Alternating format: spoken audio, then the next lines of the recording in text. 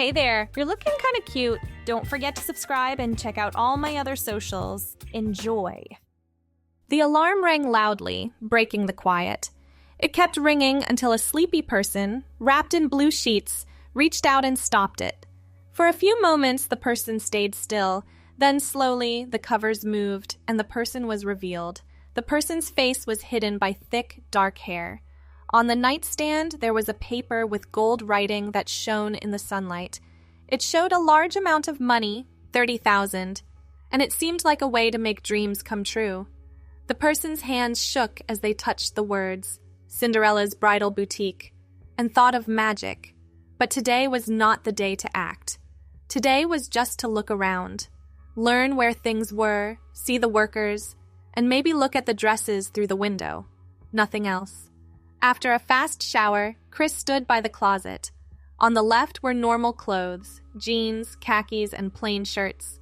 On the right, hidden behind coats, were soft clothes in light and bright colors.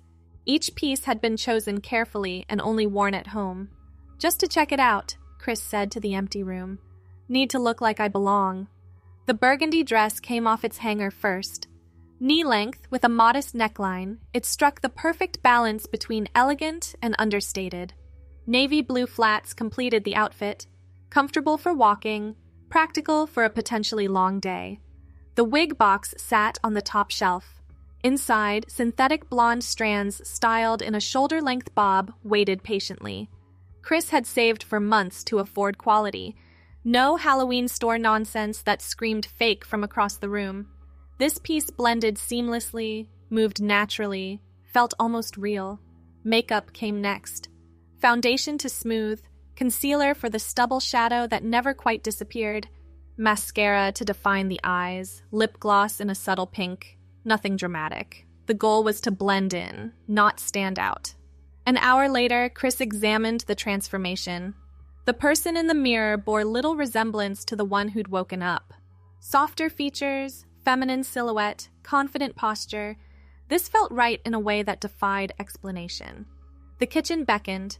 Nervous energy demanded action, and cooking always helped. Eggs whisked with cream, fresh herbs chopped fine. The omelet sizzled in the pan while coffee percolated. Simple pleasures to calm racing thoughts. What if they know? The question hung in the air. What if they laugh? The eggs flipped perfectly, golden brown on one side. Small victories mattered on days like this. Breakfast consumed, dishes washed. Chris returned to the bedroom. The voucher hadn't moved, hadn't vanished like a dream upon waking. Still real, still terrifying. The computer hummed to life. Google Maps showed Cinderella's Bridal Boutique nestled between a jewelry store and a high-end salon on Madison Avenue. 20-minute drive, 30 with traffic. Plenty of time to think, overthink, talk yourself out of it entirely. Reviews painted a picture of elegance and expertise.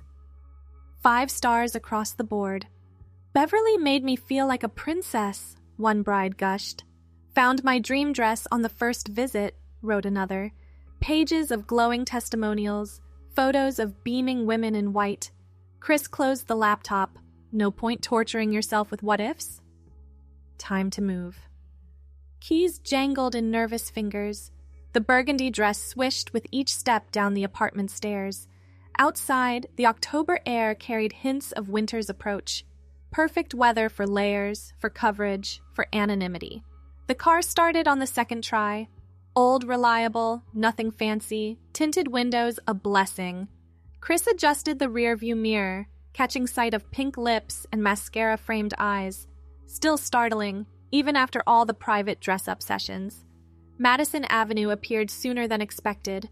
Elegant storefronts lined both sides, their windows displaying treasures beyond most budgets. Cinderella's stood out with its powder blue awning and gold script lettering. The window display took breath away. 3 mannequins in stunning gowns, each more beautiful than the last. Chris drove past, heart hammering, palms slick on the steering wheel. The voucher crinkled in the purse on the passenger seat. Coward, came the whisper. Another loop around the block, this time slower, drinking in details. No crowd outside, no gaggle of bridesmaids pressed against the glass. Just an ordinary Tuesday morning, perfect for anonymous browsing. The third pass ended in a parking spot 2 stores down. Engine off, keys in hand, Chris sat frozen. Through the windshield, normal people went about normal lives. None of them clutching impossible vouchers, none of them hiding beneath wigs and makeup. You won a contest, you have every right to be here. The pep talk fell flat. Rights and reality rarely aligned so neatly. 10 minutes passed. A woman emerged from Cinderella's carrying a garment bag longer than she was tall. Her smile could have powered the city. Behind her, an older woman in an elegant black suit held the door, waving goodbye. That must be Beverly from the reviews. Silver hair styled in a chic bob, movements graceful and assured. She looked kind, approachable.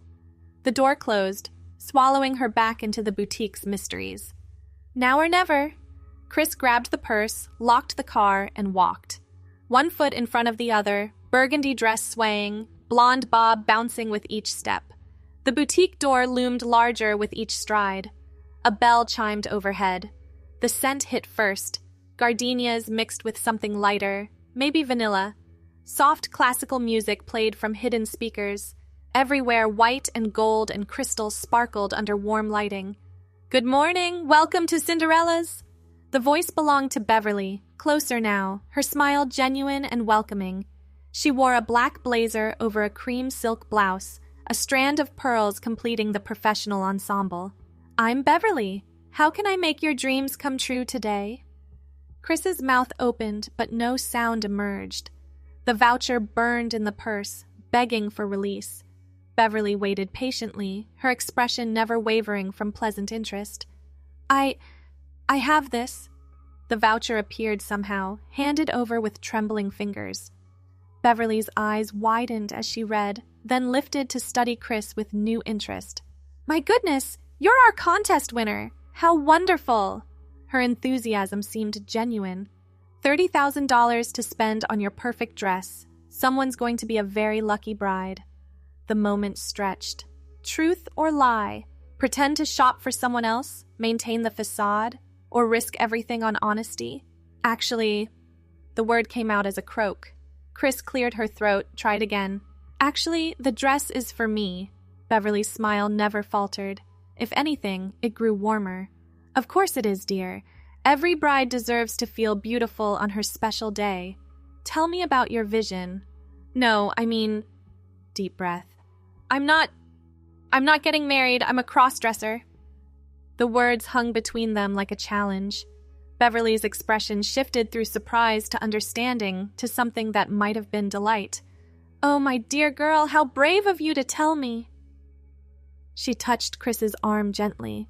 And how wonderful that you won our contest. We're going to find you the most spectacular dress imaginable. Relief flooded through Chris like warm honey. No judgment, no disgust, just acceptance wrapped in professional excitement. You don't mind?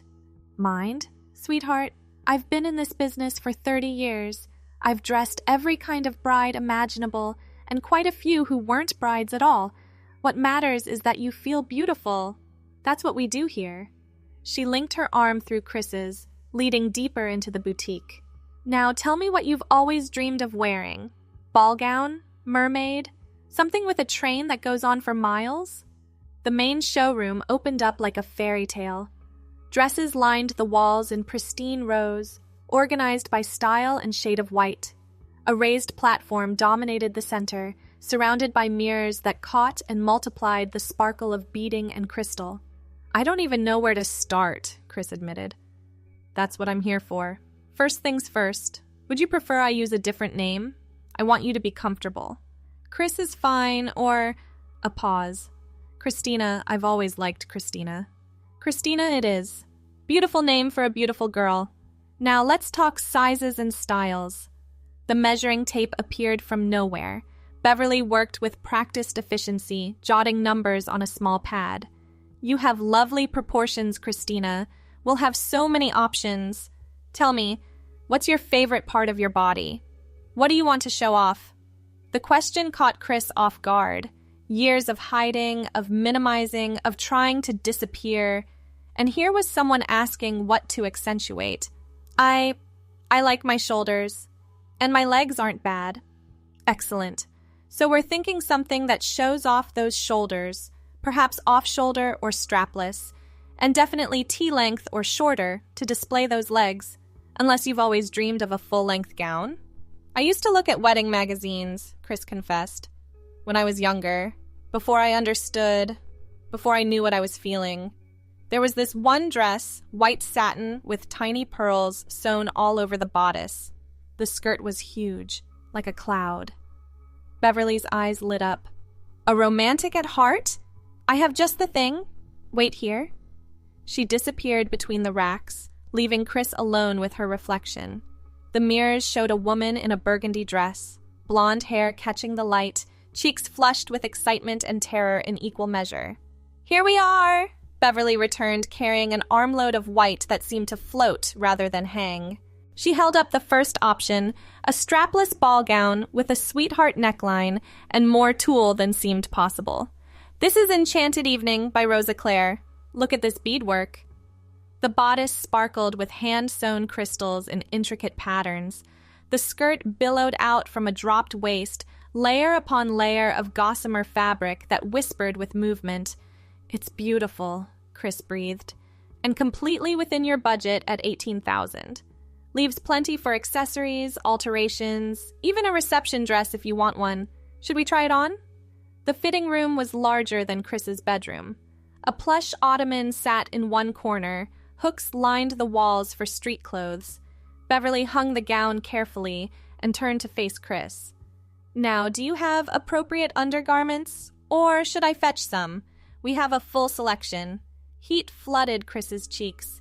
In all the fantasy scenarios, this practical detail had never come up. No, I didn't think... Not to worry, happens all the time.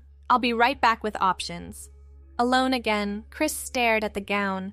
It hung there like a dream made manifest, more beautiful than anything in those stolen magazines. The crystals caught the light, sending tiny rainbows across the walls. Here we are, Beverly returned with an armload of satin and lace. Strapless bra with excellent support, shapewear if you want it, and proper petticoats for under the skirt. I'll let you change. The door clicked shut. Chris stood frozen for a moment, then began unbuttoning the burgundy dress. It pooled on the floor, replaced piece by piece with Beverly's selections. The strapless bra felt strange but secure. The petticoats rustled with promise. Ready when you are, dear. Don't try to manage the dress yourself. That's what I'm here for. Chris opened the door. Beverly smiled and lifted the gown carefully. Arms up, that's it. Now let me fasten all these tiny buttons. The fabric settled around Chris like a cloud. Beverly's fingers worked quickly up the back, securing each pearl button in its loop. The bodice hugged perfectly, the skirt spreading out in exactly the way young Chris had imagined. Oh my. Beverly stepped back, one hand pressed to her chest. Oh my dear, look at yourself. Chris turned toward the three-way mirror and gasped. The woman reflected there bore no resemblance to the person who'd entered the store. This was a bride, a princess, a fantasy come to life. The white satin glowed against skin, the crystals sparkled with each breath. The skirt moved like water, like air, like magic itself. I can't believe it, came out as a whisper. Believe it. You look absolutely stunning. How does it feel? Like flying, like finally being real. Tears threatened. Chris blinked them back, not wanting to ruin the mascara. Should we look at others? I have at least 6 more I think you'd love. The next 2 hours passed in a blur of white. Beverly brought gown after gown, mermaids that hugged every curve, T-length confections that showed off Chris's legs, elegant sheaths that made her look tall and regal. Each one transformed her into someone new, someone confident, someone whole. This one, Beverly announced, carrying a dress that seemed simpler than the others, is my personal favorite for you. The gown was pure white silk, strapless, with a fitted bodice that flowed into a full skirt. No beading, no crystals, just perfect construction and fabric that moved like liquid moonlight. A wide sash in palest pink circled the waist. "It's so simple," Chris said once Beverly had fastened the last hook. "Simple? Oh, honey, look again. See how the fabric catches the light? That's silk from Lyon, the finest in the world. And the construction, every seam is hand-finished. This dress doesn't need decoration because it is the decoration. You are the jewel here." The mirror confirmed it. Something about the clean lines and luxurious fabric elevated everything. Chris looked elegant, sophisticated, untouchable in the best way. "How much is this one?" $22,000. "But Christina, we're not done yet. I have one more idea." This time, Beverly was gone longer. Chris sat carefully on the ottoman, yards of silk pooling around her. The boutique had gone quiet. No other customers on a Tuesday morning. Just her and her reflection, and the impossible reality of actually being here, actually doing this. "Found it!" Beverly reappeared triumphant, carrying a dress that made Chris's heart stop. Tea-length with a full skirt, the bodice featured delicate cap sleeves and a sweetheart neckline. The entire dress was covered in appliqued lace that looked like it had been spun by fairies. "This is vintage, 1950s, been in our collection for years, waiting for the right person. I think that person might be you." The silk dress came off, replaced by what could only be called a work of art. The lace felt weightless against skin. The skirt hit just below the knee, fuller than a typical 50s silhouette, but maintaining that classic elegance. The cap sleeves framed Chris's shoulders perfectly. "I've never seen anything like it," Chris said, turning slowly to take in every angle. "Neither have I, and I've seen thousands of dresses. This was made by a couture house in Paris that closed in 1962. It's one of a kind. And..." Beverly paused for effect. "It's exactly $30,000. The exact amount. Fate, perhaps? Should I give you some time to decide? I can put any of these on hold while you think." Chris stared at the vintage dress, then back at the ball gown hanging nearby. Both were perfect in completely different ways. The ball gown was the childhood dream, the fantasy made real. But this vintage piece, can I walk around in it, just to get a feel? "Of course, let me help with the skirt." They made a circuit of the boutique, Chris trying to imagine owning something so beautiful, so precious. Other dresses lined the walls, but none called out. These four, the crystal ball gown, the mermaid, the simple silk, and the vintage lace, were the finalists. "Beverly, can I ask you something?" "Anything, dear. Why are you being so kind, so accepting? I mean, I'm grateful, but..." Beverly guided them to a small seating area, settling Chris's skirts carefully before taking the opposite chair. "Would you like the professional answer or the personal one?" "Both? Professionally, you're a customer with money to spend in my store. Your money is as good as anyone's. But personally..." She leaned forward. "My daughter transitioned 8 years ago. I watched her struggle to find clothes that fit, that made her feel like herself. I saw how one good experience with an accepting salesperson could change her entire week." She reached over to squeeze Chris's hand. "I couldn't be that person for her. She wouldn't shop with Mom. But I can be that person for you. Everyone deserves to feel beautiful, Christina. Everyone deserves their moment in a stunning dress." The tears came then, impossible to stop. Beverly produced tissues from somewhere, dabbing carefully to preserve makeup. "I'm sorry, I didn't mean to..." "Hush. Happy tears are welcome here. We see them every day. Now, have you decided which dress owns your heart?" Chris stood, smoothing the vintage lace. 3 mirrors reflected 3 angles of perfection. "This one. It has to be this one." "Excellent choice. It's like it was waiting for you. Now let's talk about accessories. You'll need shoes, of course, a veil or headpiece, jewelry. We can do all of that here or, here. I want to do it all here, with you." The next hour flew by. Shoes appeared. Ivory pumps with just enough heel to elongate the leg without causing pain. A vintage pearl necklace that looked original to the dress's era. Earrings that caught the light. Beverly even found a small clutch purse in matching lace. Now for the veil. With this era, we have options. Full length would overwhelm the shorter skirt. But look at this. She produced a birdcage veil attached to a pearl comb. The netting barely reached Chris's chin, adding mystery without hiding the carefully applied makeup. It's perfect, all of it. I can't believe this is happening. Believe it. Should we write it all up? Will you be taking it today? Reality crashed back. Take it where? Hang it next to the hidden dresses? Wear it alone in an apartment where no one would see? Yes, I'll take it today. Beverly began removing tags, treating each piece with reverence. The dress went into a special garment bag, acid-free and breathable, shoes nested in tissue paper, jewelry in velvet boxes. Will you need help getting out of the dress?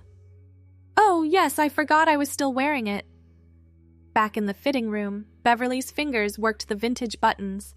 The dress lifted away, leaving Chris feeling oddly bereft. The burgundy dress went back on, but it felt wrong now, too ordinary after such magic. Christina? Beverly knocked softly. I've written up the receipt. Everything comes to $29,847. That leaves you credit for future purchases if you'd like. Chris emerged to find Beverly holding a gold envelope. Your receipt and our card. Call me directly if you need anything. Alterations, someone to talk to, anything at all. They walked to the door together, Beverly helping carry the precious cargo. At the threshold, she stopped. Christina? What you did today took incredible courage. Don't let anyone tell you different. You're going to look absolutely breathtaking in that dress. The bell chimed goodbye. Chris walked to the car in a daze, loading treasures into the trunk with shaking hands. Inside the car, doors locked, the tears came again. Happy tears, Beverly had called them. She was right. The drive home passed without memory. Chris carried everything upstairs in one trip, not wanting to leave any of it unattended. The apartment felt different now, smaller but also more honest. The vintage dress came out of its bag first, on the good hanger, the one saved for special pieces. It looked impossibly elegant next to the other dresses. They seemed to fade in its presence, costume jewelry next to a diamond. Now what? The question echoed in the empty room.